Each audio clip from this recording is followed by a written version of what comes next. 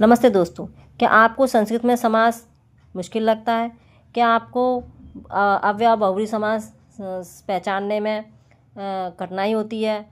तो आइए आज हम समास के बारे में बेसिक से पढ़ते हैं। इस वीडियो को देखने के बाद आप समास से संबंधित प्रश्न कभी नहीं छोड़ेंगे और उसको हल करके ही आएंगे। ठीक है। अगर आप यूपी टेट सीटेट की तैयारी कर रहे हो या फिर किसी स्कूल में हो, जैसे हाई स्कूल, इंटर, तो ये वीडियो आपके लिए। ठीक है। चलिए हम समास को शुरुआत से समझते हैं। समास में उपसर्ग क्या है? सम।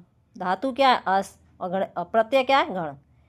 इसकी परिभाषा है समासनम समास, अर्थात संक्षेपीकरण को समास कहते हैं।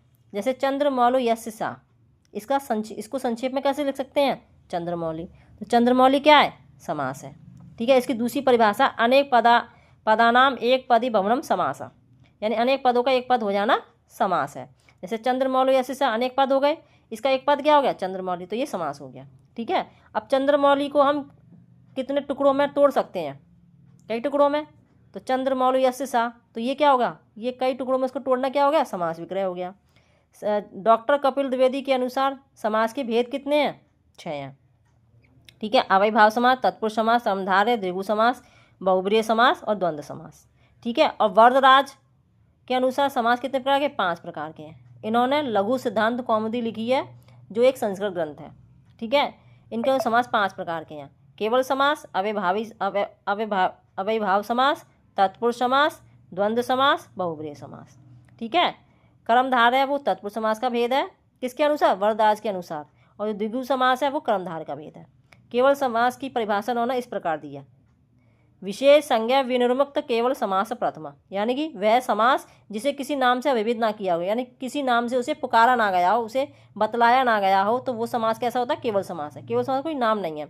इसके दो ही उदाहरण, एक भूतपूर्व और दूसरा है वागर्था विव। यही 2 उदाहरण, और कोई उदाहरण इसके नहीं है। ठीक है।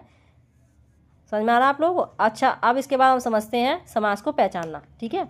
देखिए, अव्ययीभाव समास को पहचानने के लिए इसका पूर्व पद क्या होता है? अव्यय होता है। जैसे अधिहरि में अधि पूर्व पद है। तत्पुरुष समास में क्या? उत्तर पद प्रधान होता है। हरित्रात में त्रात उत्तर पद है, प्रधान है। कर्मधार में विशेषण विशेष संबंध होता है।